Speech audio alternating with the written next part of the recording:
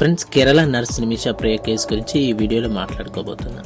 కేరళకు చెందిన నర్స్ నిమిషా ప్రియ యెమెన్లో ఉరి శిక్షను ఎదుర్కొంటున్న ఒక భారతీయ మహిళ. ఆమె జీవితం, కేసు వివరాలు, ఆమెను రక్షించేందుకు జరుగుతున్న ప్రయత్నాల గురించి ఈ వీడియోలో తెలుసుకుందాం. సబ్స్క్రైబ్ చేయండి, లైక్ చేయండి. ఈ కథను మీ ఫ్రెండ్స్ అందరికీ షేర్ చేయడం మర్చిపోవద్దు. నిమిషా ప్రియ 1989 జనవరి 1న కేరళలోని పలాక్కాడ్ జిల్లా కొల్లెంగూరులో జన్మించారు. ఆమె తల్లిదండ్రులు రోజువారీ కూలీలు. ఆర్థిక ఇబ్బందుల్లో ఉన్న కుటుంబం నుంచి వచ్చారు. స్థానిక చర్చి సహాయంతో నర్సింగ్ డిప్లొమా పూర్తి చేసిన నిమిషా కేరళలోని నర్సుగా ఉద్యోగం పొందలేకపోయారు. ఎందుకంటే ఆమె స్కూల్ ఫైనల్ ఎగ్జామ్స్లో ఫెయిల్ అవ్వడం జరిగింది. 2008లో మెరుగైన జీవనం కోసం నిమిషా యెమెన్లోని సనా నగరానికి వెళ్లారు. అక్కడ ఆమె ప్రభుత్వ ఆసుపత్రిలో నర్సుగా పనిచేశారు. 2011లో కేరళలోని టోమీ థామస్ను మ్యారేజ్ చేసుకున్నారు. ఆ దంపతులు యెమెన్కు తిరిగి వెళ్లారు. అక్కడ వారికి 2012లో ఒక కుమార్తె జన్మించింది. కానీ ఆర్థిక ఇబ్బందులు, యెమెన్లో పౌర యుద్ధం కారణంగా 2014లో టోమీ వారి కుమార్తెతో కేరళకి తిరిగి వచ్చారు. నిమిషా మాత్రం సనాలోనే ఉండిపోయారు. 2014లో నిమిషా తన సొంత క్లినిక్ ప్రారంభించాలని నిర్ణయించారు. యెమెన్ చట్ట ప్రకారం విదేశీయులు వ్యాపారం చేయాలంటే స్థానిక భాగస్వామి అవసరం. అందుకే ఆమె తలల్ అబ్దు మహ్దీ అనే యెమెన్ వ్యాపారవేత్తతో భాగస్వామ్యం కుదుర్చుకున్నారు. కానీ ఈ భాగస్వామ్యం ఆమె జీవితాన్ని మార్చేసింది. నిమిషా ఆరోపణల ప్రకారం తలల్ ఆమె పాస్పోర్ట్ను లాక్కున్నాడని, ఆమెను శారీరకంగా, ఆర్థికంగా వేధించాడని, ఆమెను తన భార్యగా చూపించేందుకు నకిలీ పత్రాలు సృష్టించాడని ఆమె చెబుతుంది. ఆమె స్వేచ్ఛను కోల్పోయింది. భారత్కు తిరిగి రాలేకపోయింది. స్థానిక అధికారులకు ఫిర్యాదు చేసినప్పటికీ ఆమెకు సహాయం అందలేదు. బదులుగా ఆమెనే అరెస్ట్ చేశారని ఆమె ఆరోపించింది. 2017లో తన పాస్పోర్ట్ను తిరిగి పొందేందుకు నిమిషా ఒక నిర్ణయం తీసుకున్నారు. ఆమె తలలకు కెటామైన్ అనే సెడేటివ్ ఇంజెక్ట్ చేసి అతని స్పృహ కోల్పోయే స్థితిలోకి తీసుకెళ్లాలని ప్లాన్ చేశారు. కానీ ఈ ప్రయత్నం విషాదకరంగా మారింది. తలల్కు డోస్ ఎక్కువ కావడం వల్ల అతను మరణించాడు.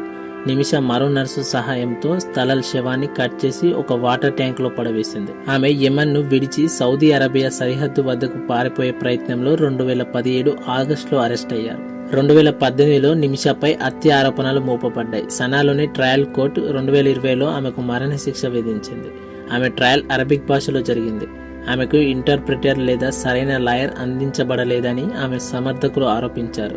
2023 నవంబర్లో యెమెన్ సుప్రీం జ్యుడిషియల్ కౌన్సిల్ ఆమె అప్పీల్ను తిరస్కరించింది. 2024లో యెమెన్ అధ్యక్షుడు రషద్ అల్ అలీం ఈ శిక్షను ఆమోదించారు.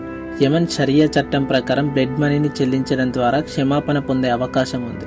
కానీ ఈ ప్రాసెస్ అనేది చాలా క్రిటికల్ గా ఉంది. 2020లో సేవ్ నిమిషా ప్రియ ఇంటర్నేషనల్ యాక్షన్ కౌన్సిల్ అనే సంస్థ ఏర్పడింది. ఈ గ్రూప్ బ్లడ్ మనీ కోసం క్రౌడ్ ఫండింగ్ ద్వారా నిధులు సేకరిస్తుంది. నిమిషా తల్లి ప్రేమ కుమారి 2024 ఏప్రిల్ నుంచి యెమెన్లో ఉంటూ తలల్ కుటుంబంతో చర్చలు జరుపుతున్నారు. భారత ప్రభుత్వం కూడా చేయవలసిన ప్రయత్నాలు అన్నీ చేస్తుంది. కానీ హౌతీ రెబల్స్ నియంత్రణలో ఉన్న సనాలోని దౌత్య సంబంధాలు లేకపోవడం ఒక సవాల్గా మారింది. 2025 జూలై 15న యెమెన్ అధికారులు నిమిషా ఉరి శిక్షను వాయిదా వేశారని వార్తలు వచ్చాయి. భారత ప్రభుత్వం సున్నీ ముస్లిం నాయకుడు కాంతారపు ఏపీ అబూబక్కర్ ముస్లిం యార్ సహాయంతో తలల్ కుటుంబంతో బ్లడ్ మనీ చర్చలు ప్రారంభించింది. ఈ చర్చలు విజయవంతమయ్యే అవకాశం ఉందని ఆశాభావం వ్యక్తం చేస్తున్నారు. ప్రస్తుతం నిమిషా సనా సెంట్రల్ జైల్లో ఉన్నారు. ఆమె ఉరిశిక్ష 2025 జూలై 25కు వాయిదా పడిందని తెలుస్తుంది. ఆమెను రక్షించేందుకు భారత ప్రభుత్వం, కేరళ సీఎం పినరాయి విజయన్, సామాజిక కార్యకర్తలు ప్రయత్నిస్తున్నారు. ఈ కేసు అంతర్జాతీయ దృష్టిని ఆకర్షించింది. మానవ హక్కుల సంస్థలు కూడా ఆమె కోసం వాదిస్తున్నాయి. నిమిషా ప్రియ కేసు ఒక విషాదకరమైన కథ. ఇందులో ఆమె జీవితం ఆర్థిక ఇబ్బందుల నుంచి ప్రారంభమై యెమెన్లో ఈ దురవస్థకు దారితీసింది. ఆమెను రక్షించేందుకు ఇంకా ఆశ ఉంది, కానీ సమయం తక్కువగా ఉంది. ఈ కథ గురించి మీ అభిప్రాయాలను కామెంట్స్లో షేర్ చేయండి. ఈ వీడియోను ఎక్కువ మందికి షేర్ చేయడం ద్వారా నిమిషా కేసు గురించి ఒక అవగాహన పెంచడానికి సహాయపడుతుంది. నెక్స్ట్ వీడియో కోసం సబ్స్క్రైబ్ చేయండి, బెల్ ఐకాన్ని క్లిక్ చేయండి. మరిన్ని ఇంట్రెస్టింగ్ వీడియోస్ కోసం మన ఛానల్ని ఖచ్చితంగా సబ్స్క్రైబ్ చేసుకోండి.